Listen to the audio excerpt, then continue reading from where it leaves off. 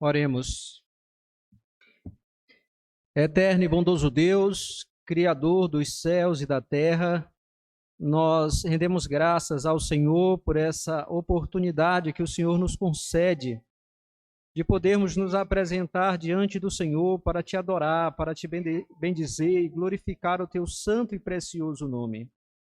Agradecemos, ó Deus, porque o Senhor tem nos sustentado a cada dia, provendo aquilo que é necessário para, ó Deus, a nossa sobrevivência. E, ó Deus, isso confirma aquela palavra que nos diz que o Senhor é o nosso pastor e nada não nos faltará. Obrigado, ó Deus, pela tua bondade, pelo teu favor para conosco. E, ó Deus, ajuda-nos a sermos crentes dedicados e piedosos. Para isso, Senhor Deus, aplica a tua palavra ao nosso coração. Te imploramos que o Senhor nos ilumine nesta hora, que o Senhor nos dê a compreensão da tua palavra, de maneira que nós venhamos entendê-la corretamente, que teu Espírito aplique a tua palavra ao mais profundo do nosso ser, moldando-nos segundo a imagem do teu Filho bendito Jesus Cristo, varão perfeito, para que ele tenha a primazia entre muitos irmãos e nós sejamos santos e irrepreensíveis na presença do Senhor. Seja com o povo do Senhor aqui reunido, seja também com aqueles que estão conosco que ainda não são crentes em Cristo Jesus. Ó Deus, a tua palavra nos diz que a fé vem pelo ouvir e ouvir a palavra de Cristo. Ó Deus, queira, por meio da tua palavra, converter essas pessoas de maneira que creiam em Cristo, desvenda-lhes os olhos para que contemplem a beleza e a glória do teu Filho bendito Jesus Cristo. Faze isto, ó Deus, nós te imploramos no nome de Jesus, o nosso Salvador. Amém.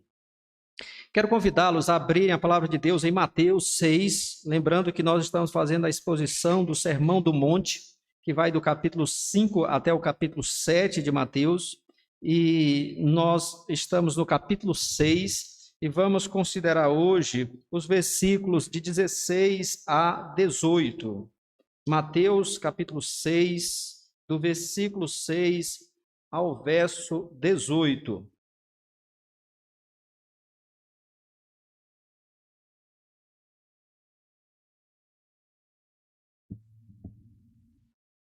Nos diz assim a palavra do Senhor em Mateus, capítulo 6, do verso 16 ao 18. Quando jejuardes, não vos mostreis contristados, como os hipócritas, porque desfiguram o rosto com o fim de parecer aos homens que jejuam. Em verdade vos digo que eles já receberam a recompensa. Tu, porém, quando jejuares, unge a cabeça e lava o rosto, com o fim de não parecer aos homens que jejuas, e sim a teu Pai em secreto. E teu Pai que vê em secreto te recompensará. Amém. Que Deus aplique a sua palavra ao nosso coração. Meus irmãos, se tem uma coisa boa nesta vida, essa coisa é comer. Comer uma comida boa, um churrasquinho, uma lasanha, uma pizza ou outra coisa. Então e a variedade é muito grande. Coisa boa é comer e comer bem. Mas às vezes, meus irmãos, deixar de comer também é uma bênção. E é o que nós pretendemos demonstrar nesta manhã.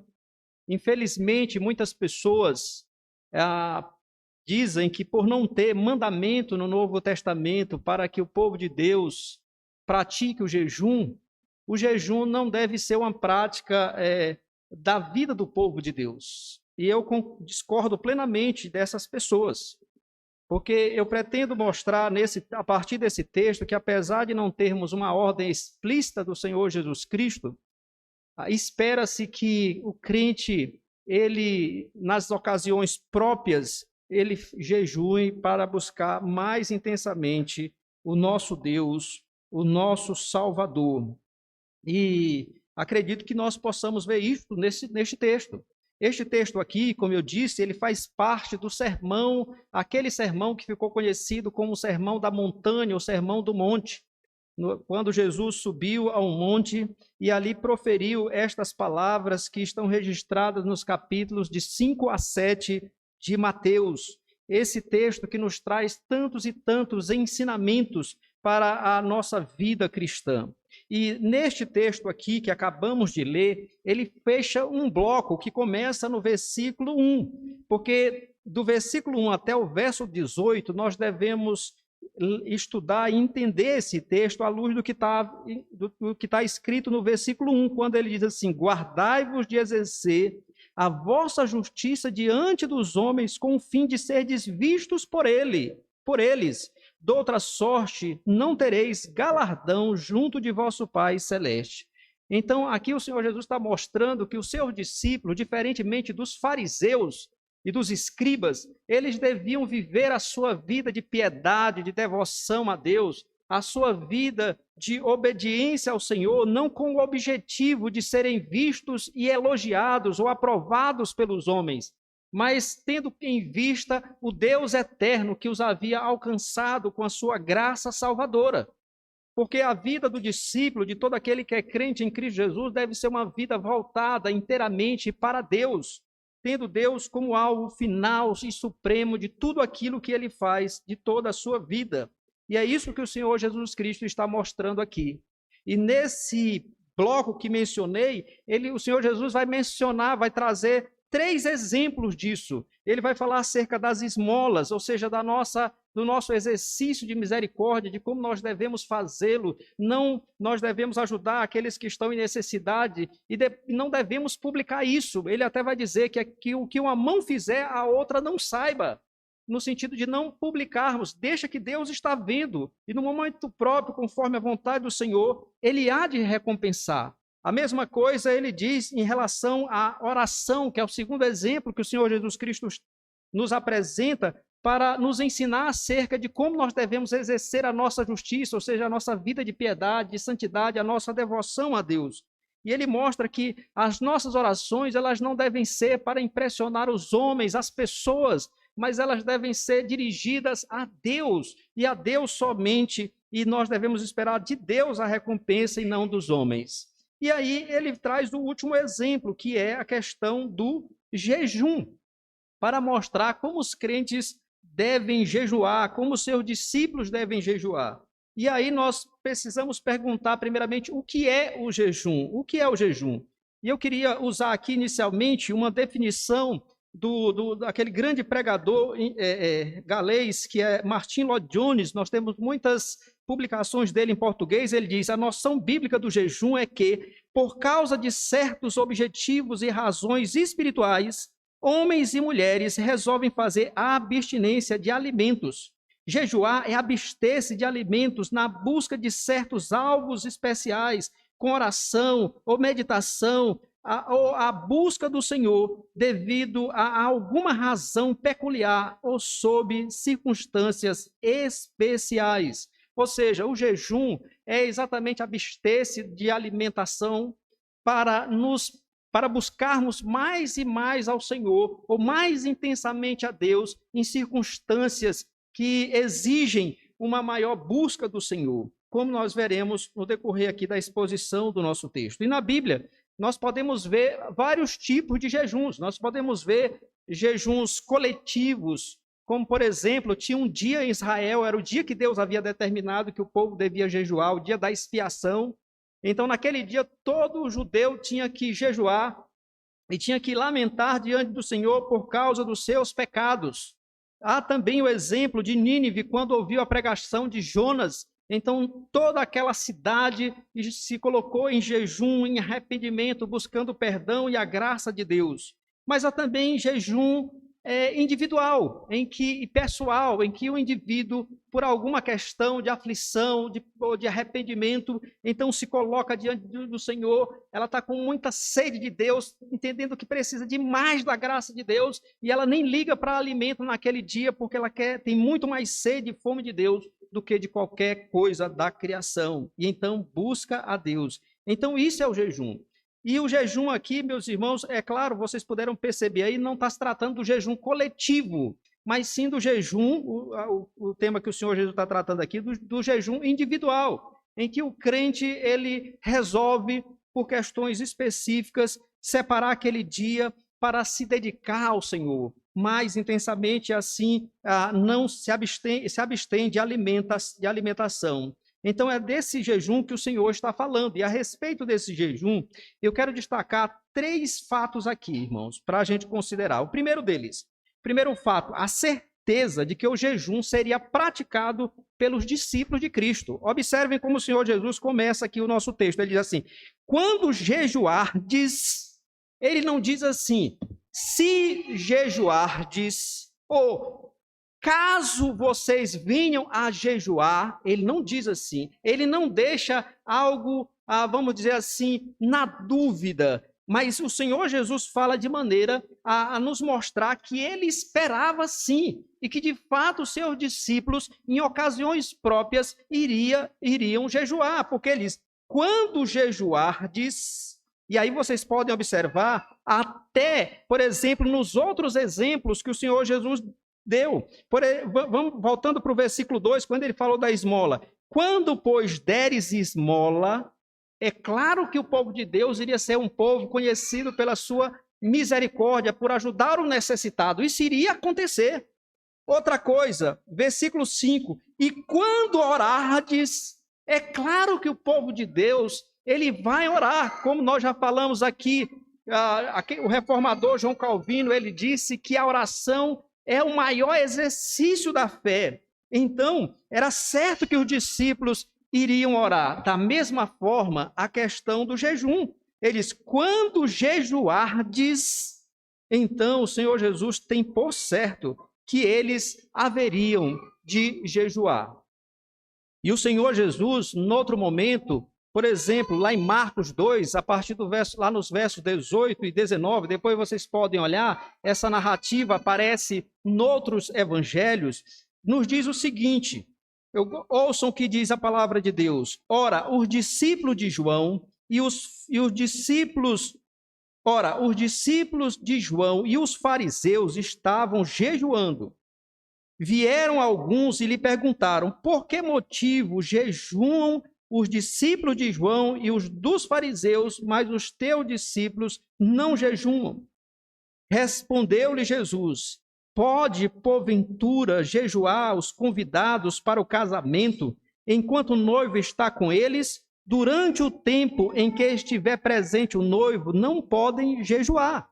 Então, nessa ocasião, chegaram algumas pessoas e perguntaram, por que teus discípulos não estão jejuando? Por que eles não praticam o jejum, visto que os discípulos dos fariseus, os discípulos de João fazem isso? Jesus, então, vai explicar por que naquele momento não era um momento apropriado para os discípulos jejuarem. Porque eles estavam com o noivo, que é o Senhor Jesus Cristo. Eles eram ali como convidados para um casamento. Quem é que vai para uma festa de casamento e vai se abster de todo aquele banquete? Então ele está dizendo, não, eles não vão jejuar agora, mas o noivo será tirado. Ou seja, Jesus haveria de morrer, haveria de ressuscitar e subir aos céus. E quando isso acontecesse, então ocasiões oportunas e necessárias para o jejum iriam surgir. E é isso que o Senhor Jesus está nos mostrando. E com isso nós já aprendemos uma lição preciosa acerca do jejum. É que o jejum, meus irmãos, ele não é para momentos de alegria, não é para momentos de festa, mas o jejum, ele é para momentos de tristeza, momentos de calamidade, momentos de crise, momentos de tensão, como eu pretendo mostrar, porque a pergunta que pode surgir, e é provável que já tenha surgido na mente de alguns, é a seguinte, então em que ocasiões nós devemos jejuar? Em que ocasiões? E eu vou dar aqui alguns exemplos. Se alguém tiver interesse, eu posso mandar os versículos para vocês conferirem depois, porque se a gente fosse abrir a Bíblia e considerar cada versículo, eu acredito que à tarde nós ainda estaríamos aqui. Por isso eu vou só mencionar as ocasiões. Ocasião de humilhação, arrependimento e confissão de pecado. Então nós vemos exemplos na Bíblia de pessoas jejuando em ocasiões assim. Ocasião de lamentação por acontecimentos ruins, como por exemplo, a derrota, Israel sendo derrotado, foi derrotado por um inimigo, por exemplo, no caso de luto, um parente morreu e a pessoa então jejua. Tem o caso também de notícias dolorosas, ou casos de praga, de de uma praga que vem sobre o povo de Deus, ocasiões de lamento em virtude de ameaças. Por exemplo, quando Josafá estava sendo ameaçado por 3 povos ali, e aqueles 3 povos tinham se unido para destruir o povo de Deus, ele proclama um jejum. Ocasiões em que se busca a proteção divina. Nós podemos ver Esdras, quando ele estava regressando ou voltando para a terra prometida, ele jejum ali para pedir proteção ao Senhor. Em situação de enfermidade, o filho de Davi, que era o primeiro filho ali com Batseba, estava ali doente e ele jejua, buscando ao Senhor. Quem sabe o Senhor mude de ideia e meu filho seja curado. Então ele jejuando por isso. Então nós vemos esses exemplos e muitos outros no Antigo Testamento. Nos evangelhos, nós vemos o Senhor Jesus, por exemplo, se preparando para o seu ministério, 40 dias jejuando ali. Nós podemos ver também que o Senhor Jesus falou a respeito daqueles demônios, daquelas que só poderiam ser expulsos por oração e jejum. Nós vemos o exemplo de Ana, que se dedicava a Deus e demonstrava a sua devoção orando e jejuando no templo. Então são exemplos que temos no Evangelho. Em Atos, nós vamos ver, por exemplo, que os líderes da igreja de Antioquia, eles serviam ao Senhor com orações, com jejuns, e no contexto de jejum e oração, eles separam Barnabé e Saulo para a primeira viagem missionária. Nós vemos também que quando Paulo, na sua primeira viagem missionária, quando ele ia estabelecer presbíteros na igreja, então eles também jejuavam, eles faziam isso com orações e jejuns. E aí nós vemos ocasiões nas quais essas pessoas estavam jejuando. E nas epístolas nós só temos menção do jejum na 2ª carta de Paulo aos Coríntios, que ele fala a respeito dos seus jejuns que ele mesmo fazia. Então, tem essas várias ocasiões para o jejum, mas nunca é uma ocasião de alegria, de festa. É sempre de tristeza, de tensão, de dificuldade, de crise. Talvez uma outra pergunta, irmãos, que nós precisemos responder é a seguinte: e quanto à duração? Quanto tempo? Qual é o tempo que devemos jejuar? Então, nós vamos ver na Bíblia o exemplo de um dia inteiro. Nós vamos ver de 3 dias, de 7 dias, de 14 dias, de 21 dias. E tem aqueles exemplos extraordinários de 40 dias. Então significa, tem que ser um tempo significativo, em que você abre mão da alimentação para se alimentar, por assim dizer, do próprio Deus. E os nossos documentos oficiais, eles tratam a respeito do jejum. Deixe-me falar o que diz a Confissão de Fé, quando ela trata no capítulo 21, a respeito dos elementos do culto. Ele diz assim, a Confissão de Fé diz assim: a leitura das Escrituras com o temor divino, a sã pregação da palavra e a consciente atenção a ela em obediência a Deus, com inteligência, fé e reverência, o cantar salmos com graças no coração, bem como a devida administração e digna recepção dos sacramentos instituídos por Cristo, são partes do ordinário culto de Deus, além dos juramentos religiosos, votos, jejuns solenes e ações de graças em ocasiões especiais, tudo o que, em seus vários tempos e ocasiões próprias, deve ser usado de modo santo e religioso. Então, nossa confissão fala que, inclusive, pode ser parte do culto. Nós, por uma questão de calamidade que atinge a coletividade, nós podemos ficar aqui e passar horas cultuando em jejum ao Senhor nosso Deus. E, além disso, os nossos princípios de liturgia da nossa igreja, da igreja presbiteriana, diz assim, acerca do jejum e das ações de graças: sem o propósito de santificar de maneira particular qualquer outro dia que não seja o dia do Senhor, em casos muito especiais de calamidades públicas, como guerras, epidemias, terremotos, é recomendável a observância de dia de jejum ou, cessadas tais calamidades, de ações de graças. Os jejuns e ações de graças poderão ser observados por indivíduo ou família, igrejas e concílios. Portanto, irmãos, acredito que a partir disso aqui que nós ouvimos, fica muito claro que o jejum é de fato uma prática cristã. O jejum é algo que nós devemos, do qual nós devemos nos utilizar quando for necessário. Quando tivermos ocasiões oportunas como as mencionadas, é um momento de aflição, é de dor, é um parente que está doente, ou então é um pecado contra o qual nós estamos lutando, ou porque nós caímos num pecado, isso trouxe vergonha e escândalo, isso está maltratando o nosso coração, nós podemos sim e devemos jejuar e buscar mais e mais ao Senhor, ou mais intensamente a Deus, é claro. Aqui nós precisamos fazer uma advertência, porque há pessoas que têm algumas enfermidades, ou estão vivendo uma determinada situação que impedem essas pessoas de viver, de praticarem um jejum. Por exemplo, alguns tipos de diabetes, então é complicado jejuar. Também tem o estado, por exemplo, de pessoas grávidas ou mães que estão amamentando. Então é importante essas pessoas conversarem com seus médicos para que, sob orientação médica, possa fazer um jejum com segurança, porque o propósito não é maltratar o corpo, o templo do Espírito Santo. O propósito não é causar dano ao corpo, nós não somos masoquistas. O corpo é valioso para Deus, tanto é verdade que ele vai ressuscitá-lo no último dia, gloriosamente. Mas a questão é que nós vamos abrir mão de determinadas coisas, no caso da alimentação, para focarmos em Deus e nos alimentarmos do próprio Deus, por assim dizer, em termos espirituais. Mas, irmãos, nós precisamos reconhecer que o jejum, para muitos de nós, não é uma realidade. Com toda certeza, grande parte aqui, ou para muitos aqui, o jejum não faz parte da experiência dessas pessoas. Embora tivessem vivido ocasiões oportunas, elas não jejuaram.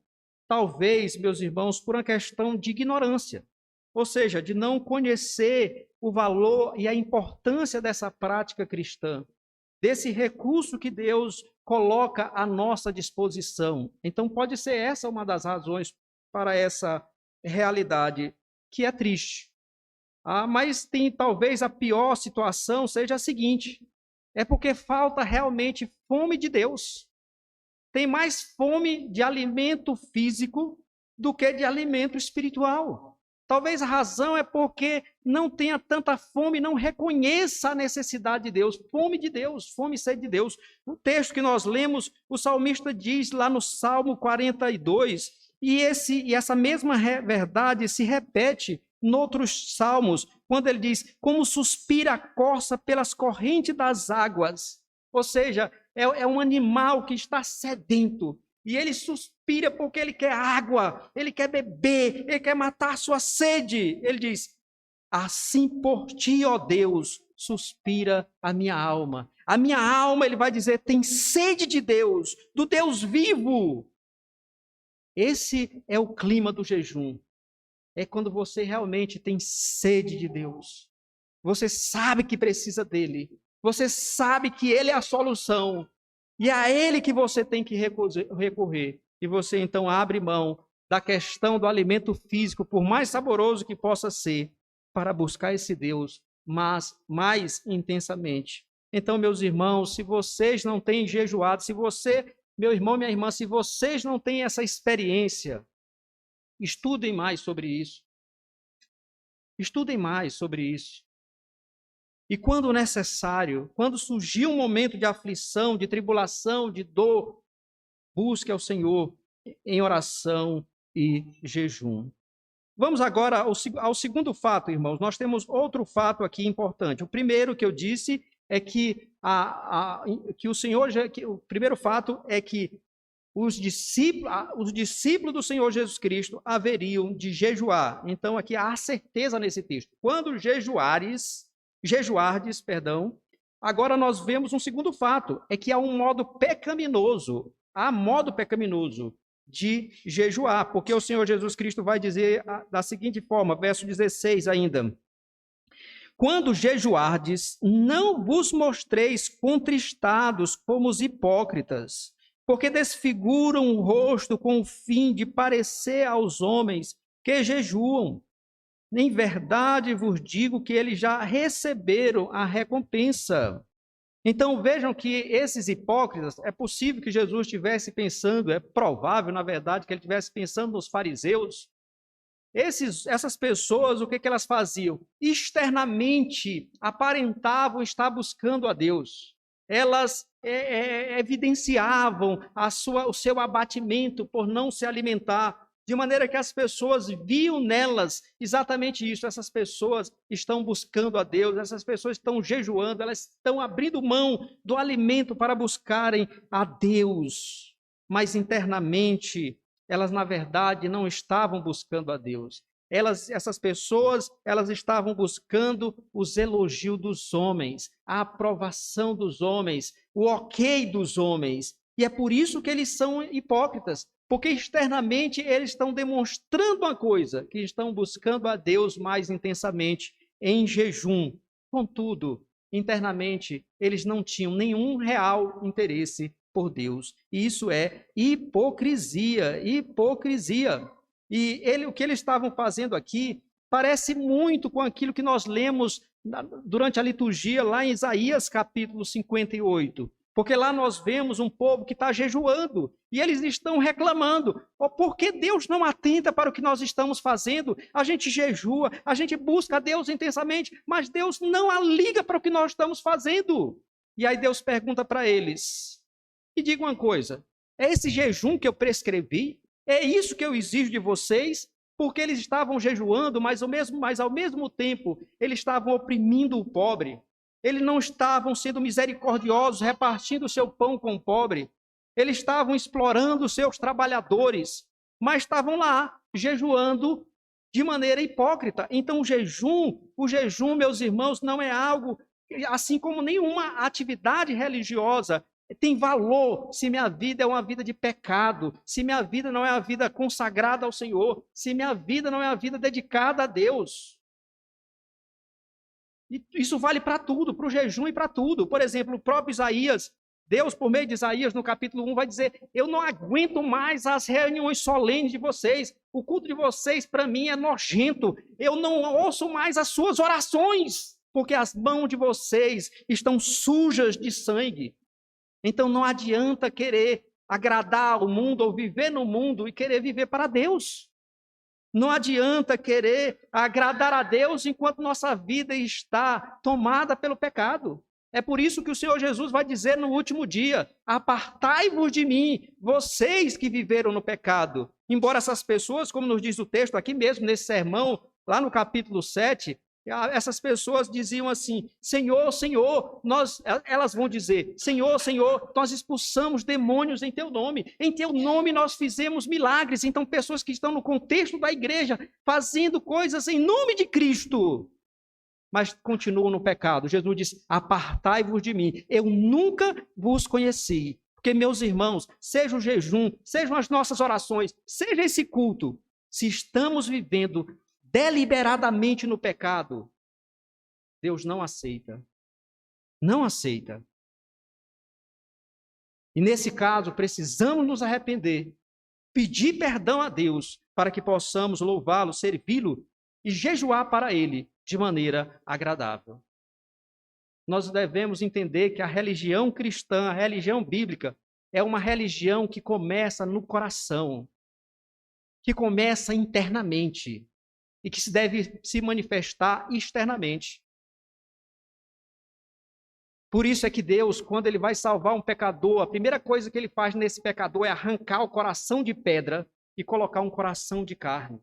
Porque enquanto tiver um coração de pedra lá, ele pode fazer externamente um monte de coisas, mas isso jamais agradará ao Senhor.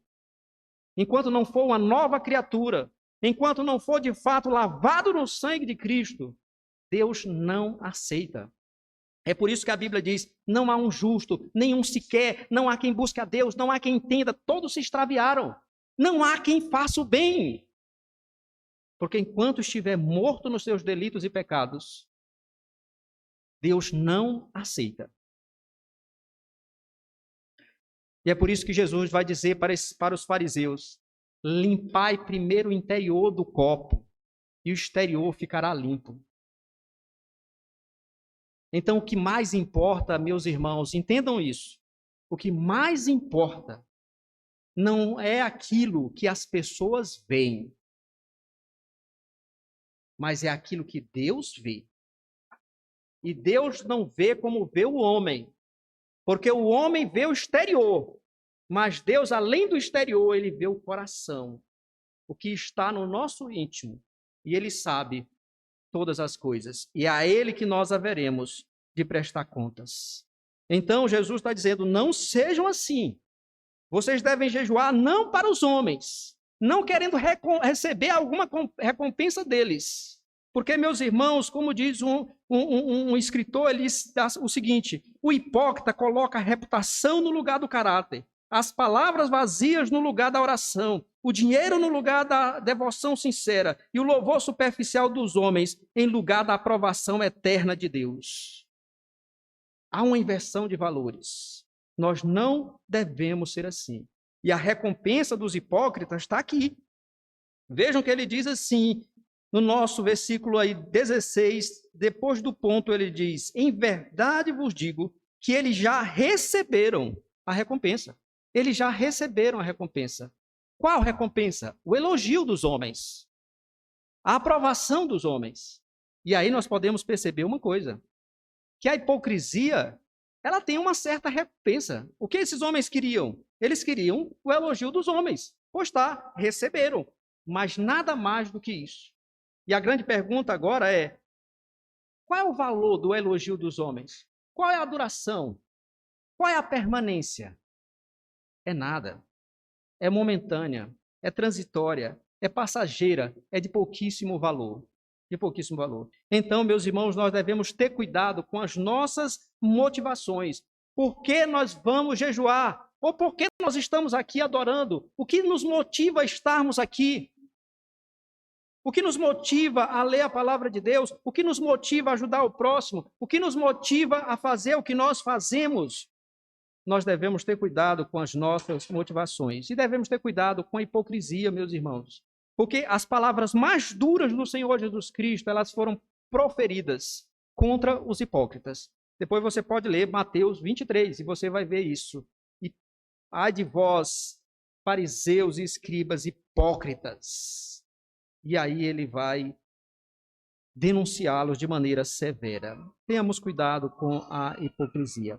E por fim, irmãos, nós vamos ver aqui o nosso último fato, é claro. Por fim, queremos olhar para o fato de que há uma maneira correta, um modo correto de jejuar, que se encontra aí nos versos 17 e 18, quando ele diz, tu, porém, quando jejuares, de novo, quando jejuares, unge a cabeça e lava o rosto, com o fim de não parecer aos homens que jejuas, e sim ao teu pai em secreto, e teu pai que vê em secreto te recompensará. Então, o jejum, ele deve ser, meus irmãos, um ato sincero de devoção a Deus, no qual nós não queremos impressionar ninguém, mas nós queremos simplesmente ser vistos por Deus. Nossa atenção está voltada para Ele.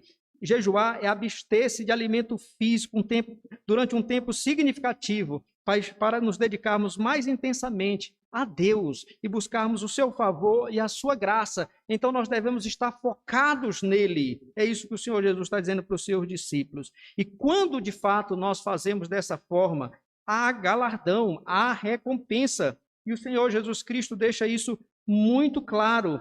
E teu Pai que vê em secreto te recompensará.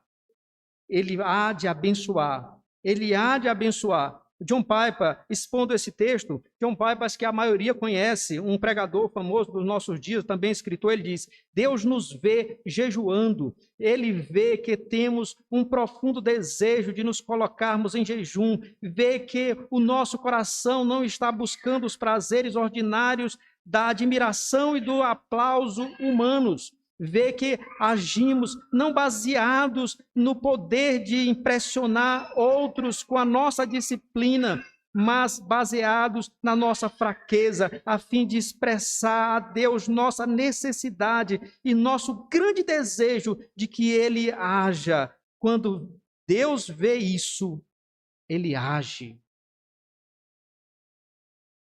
Então isso é o jejum.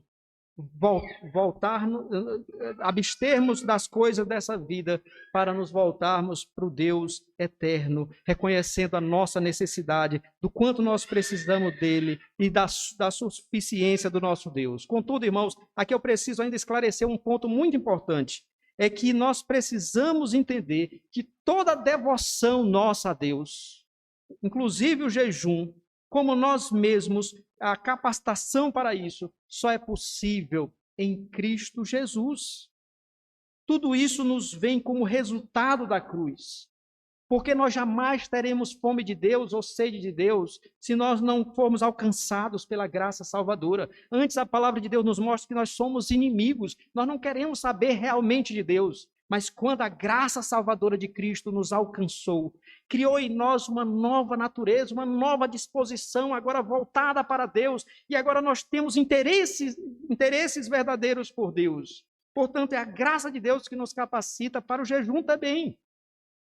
Mas essa mesma graça, essa mesma obra salvadora, que purifica todas as nossas obras, as nossas orações, a nossa adoração, e inclusive o nosso jejum, para que Deus receba esse jejum como um jejum santo, que o agrade. É a obra de Cristo, não é o mérito humano. Por isso, Pedro vai dizer que nós oferecemos sacrifícios espirituais a Deus, por meio do nosso Senhor Jesus Cristo. Por que por meio dele? Porque é a obra dele que purifica, meus irmãos, tudo que nós fazemos para Deus. Porque tudo que nós fazemos é manchado pelo pecado. Mas a obra de Cristo purifica tudo, inclusive o nosso jejum, as nossas orações, e Deus recebe isso como um cheiro agradável e suave às suas narinas, por causa da obra do nosso Salvador. Isso tem uma lição para mim e para vocês. Se nós somos pessoas, eu falo especialmente aqueles que jejuam, não é por nosso mérito, mas é pela graça de Deus que nos habilitou a fazer isso, ou habilitou você a fazer isso.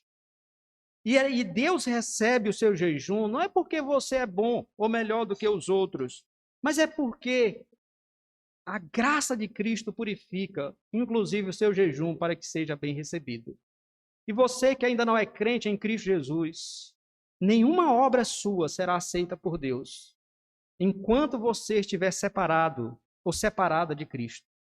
Porque, como a Bíblia diz, o próprio Deus diz, este é meu filho amado, falando a respeito de Cristo, em quem tenho prazer, em quem me comprazo. Deus jamais terá prazer em você ou em mim, se estivermos separados de Cristo. É somente unidos a Cristo que Deus pode ter prazer em nós. Porque ele vê a justiça de Deus, a justiça de Cristo imputada a nós. Ele vê a obra de Cristo como sendo feita a nosso favor. Por isso, meu amigo, minha amiga, se você ainda não é um crente ou uma crente, arrependa-se. Creia em Cristo, una-se a Ele pela fé. E não só as suas obras, mas você mesmo será aceito por Deus. Será aceito, perdoado e recebido na família de Deus. Portanto, meus irmãos, uma grande lição desse texto para nós é: faça o jejum quando necessário, mas faça para Deus e não para os homens. Faça para Deus, não para agradar as pessoas, não para buscar o elogio das pessoas, não para buscar a recompensa das pessoas. Faça para Deus, exclusivamente para Ele, e Ele te recompensará. Portanto, irmãos, como disse o apóstolo Paulo, inspirado pelo Espírito, tudo quanto fizerdes, fazei-o de todo o coração, como para o Senhor e não para homens, cientes de que recebereis do Senhor a recompensa da herança. Amém.